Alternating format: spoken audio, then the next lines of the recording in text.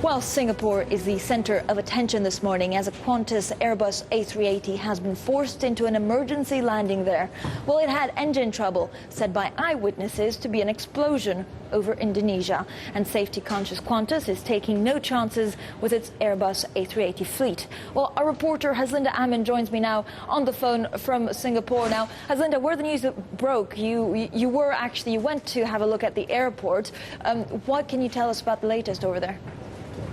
Well, Francine, a lot of apprehension earlier on when I was on location, but calm is setting in as the situation is now under control. QF32, that particular flight, made an emergency landing several hours ago, a safe landing on runway 2, which is shut right now as investigations are being carried out. What we do know at this point in time is that one of the 4 engines malfunctioned just minutes after takeoff. We also heard from Indonesian officials. They said that there was an explosion when the plane was flying over Batam, an Indonesian island very, very close to Singapore.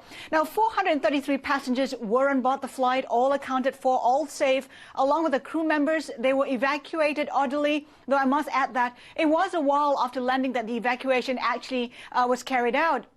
This incident, Francine, not an isolated incident, though there has been a string of incidents in the past few years, including engine failure. Back in August, a Jumbo 747 headed for Sydney from San Francisco, it had to turn back because of engine problems as well. That was a Rolls-Royce, the same engine being used in this A380 plane. Qantas had said then such cases are extremely rare, but not all that rare right now, and Qantas has suspended all its A380s till further notice. As you indicated, it has a fleet of 6. Now, also other incidents like an explosion on a 747 in 2008, plus an A330 suffered steering malfunction, causing a dive. That injured dozens, so not surprising. Safety issues remain a concern for Qantas. Francine.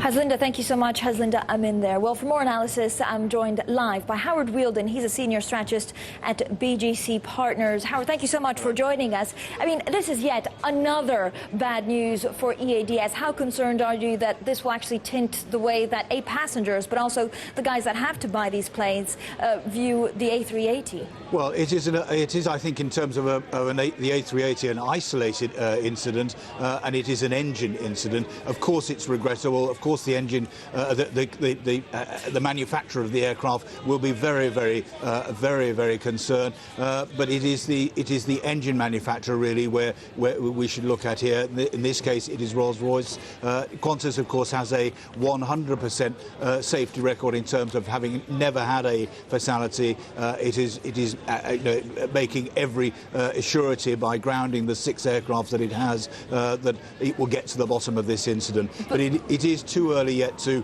speculate the actual cause. But Howard, is it not going to make people think, well, I don't want to fly on an A380 just because it's too big and they're having problems, or would that just be wrong? Engine incidents do happen on all aircraft from time to time. It is very regrettable. The built-in safety features in each engine are such that we will not have, and we have not had for very many years, an incident of an aircraft being grounded because of fatally because of an engine explosion, from malfunctioning components. So it shouldn't actually have any. I don't think it will have any effect on the travelling public, particularly as the airline involved has taken very, very quick action to look into the incident and to ground its own planes. This, of course, could be a maintenance-related issue. We just don't know yet.